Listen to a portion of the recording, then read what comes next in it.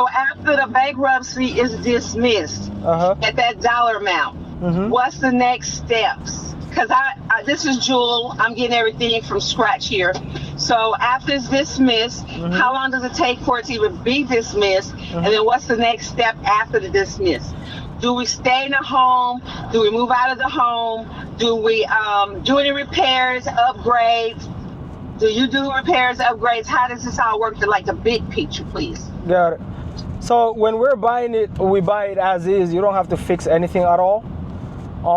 As far as like the dismissal, that's like it happens at the close of escrow. So when we go to closing, which takes what, 90 days? What's 30 to 90 days for escrow? Yeah, roughly around like 30 to 45 days, roughly. So sometimes. Less. Yeah, less. Yeah, sometimes it might take 40. It kind of depend on, you know, how many files they have and how fast can they get certain things from the lender, like payoffs and all these things. But the dismissal of the bankruptcy happens instantly at the closing. That's really fast. That's not something that takes long. Okay. So in the as far as the dismissal though, just so I understand, you guys understand what the dismissing means, right? What it involves? No. Okay. So the dismissal of the bankruptcy means we have to pay that amount at the close of escrow. That's what it means, because otherwise the bank will come after you guys for the money. So we cannot close with an open bankruptcy on a house. So we have to pay that $67,000 at the close of escrow. Okay, then once that's closed, the Carrington Mortgage communicates with you, you communicate with them, is dismissed. Then what takes place? What does your company do after that? Then we close on the home. Then you guys don't owe the lenders any more money after that. And so you take over the payments of Carrington Mortgage? So from there, we'll take over the payments. We'll keep making the monthly mortgage payments on the remaining principal and interest balance after we pay the $67,000. Okay. And now the only thing we need to talk about is the cash to you guys at closing. Okay. So I know last time when we spoke, I think is your husband, correct? That I was speaking to. Yes. He wanted. Yes, Sonny. Yeah, there you go, Sonny. He wanted $40,000, right? That's why I told him we could make it work if I don't have to pay the $67,000. But if I have to pay the $67,000, obviously we cannot give you guys also $40,000 on top of that.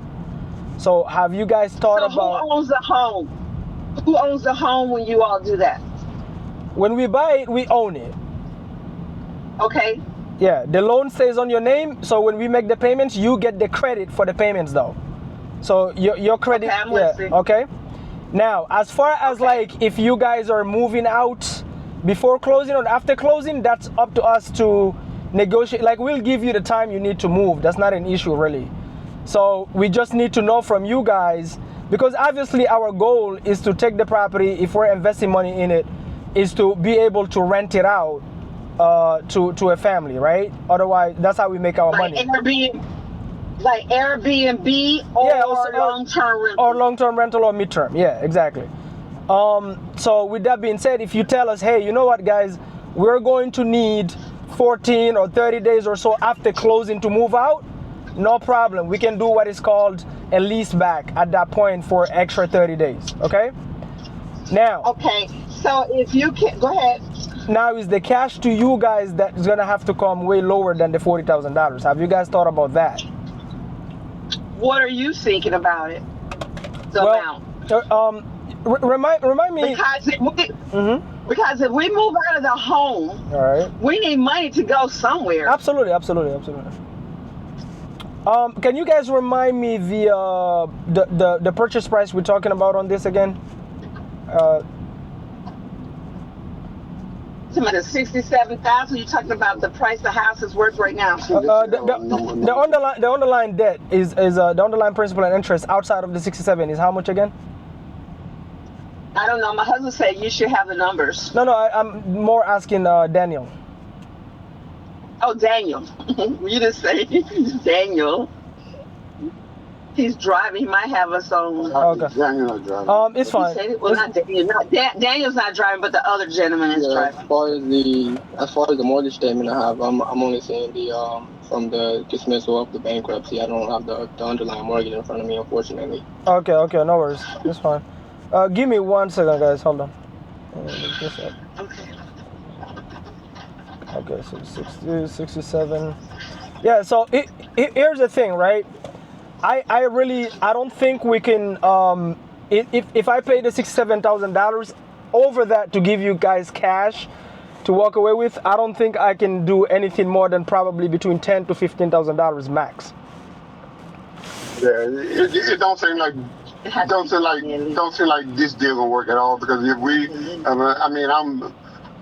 I'm giving up the house and not getting nothing. No, you are getting something. Remember, guys. We're only getting credit for our name. I know. But that doesn't help us move forward. No. Remember, guys. Remember. We spoke about, which I just saw in the notes, we spoke about a $600,000 purchase price. Okay? Mm-hmm. So when we pay off the $67,000, you guys still have equity, so we will be making you monthly payments on your remaining equity. The challenge is, if we're buying a property this way, we're not walking away with any equity, we're just coming in to cash flow the house, is the cash that we bring to the table. That's what matters. So that's why I wanted to get rid of the 67 so we can give you guys the 40. If I give you guys the 67 and then pay the 67, give you guys $40,000, that's $107,000 basically. That I'm bringing. Which you can't afford. No, which I can't afford, because we don't just buy one home per month. Not only that, but it's not about also that. What you guys need to know is, because we're just cash flowing the property, there is a certain return on the money that we spent up front that obviously we look at. So if I'm spending $107,000, but I'm making like $400 on cash flow per month, the return on the money is not really there to justify $100,000 on one property. And we buy more than one, so we help more than one homeowner in foreclosure per month. So $107,000, I can basically help two homeowners, not just one, okay? So that's the thing. We cannot negotiate the lien. I have to pay that. Obviously, if I pay that, you guys don't owe that anymore. I'm paying that for you guys, and then give you extra cash, and I'll still owe you some cash. It's just I cannot come with it all up front. So I will have to give you guys a lower amount and then pay the remaining on a monthly basis. So I'm still giving you guys the $40,000. I'm just giving you 15 up front and paying the rest on a monthly basis. That's all I'm doing. Paying the rest on a monthly basis of how much monthly? That I don't know. I have to look at based on the cash flow, what we can rent it for, what can we afford on a monthly on your equity. Because you have to remember, we still have the first mortgage that we're paying every month, okay? And then we have to send you a check as well after that. And then of how much? When you have all the numbers, we can do another phone call because all the numbers are not on the table. I mean, we can. Have y'all? I'm sorry. Danielle, do we know? Have y'all researched how much the house is worth in that area? Do we know that already? Yeah. Yes, sir. Because last I checked, it was like 600,000, but it could be more, could be less. I don't know. Yeah, it's 600,000. I already checked that.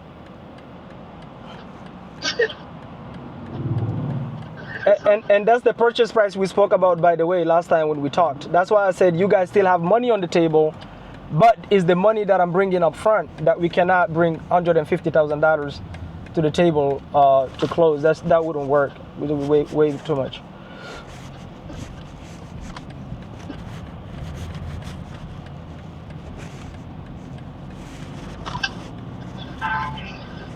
I told you not to move the car. Oh, because they have the numbers right.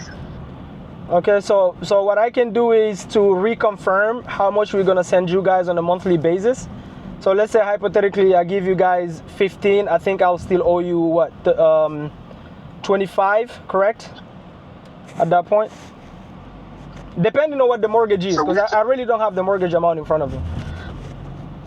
But see, that's what I'm saying. Are we saying that the total that I'm gonna walk away with It's 40,000. The total you're walking away with is whatever the amount is between the mortgage that is going to be left, and then after also taking off the $67,000 that I'm going to pay up front, whatever the difference is between that and the $600,000, which I don't know what it is.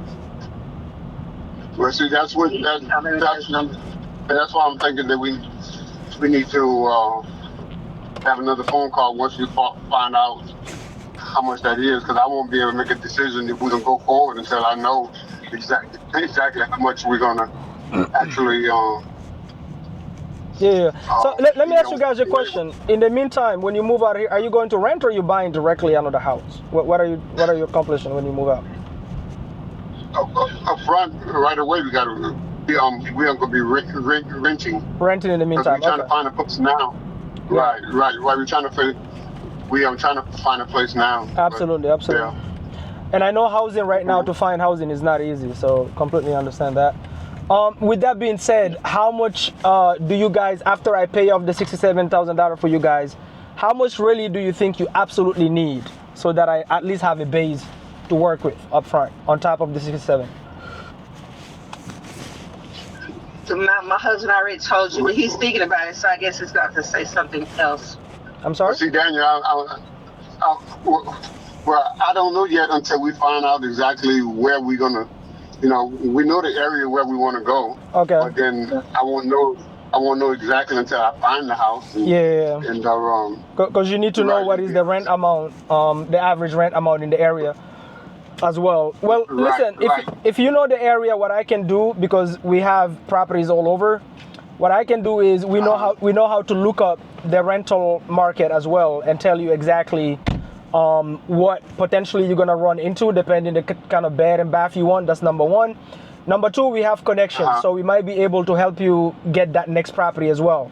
Our goal is really not to put you in a situation where you cannot afford to go find another place, but at the same time also make a sound decision, obviously, because the money that we use is not our money, right? So we have also people that invest with us.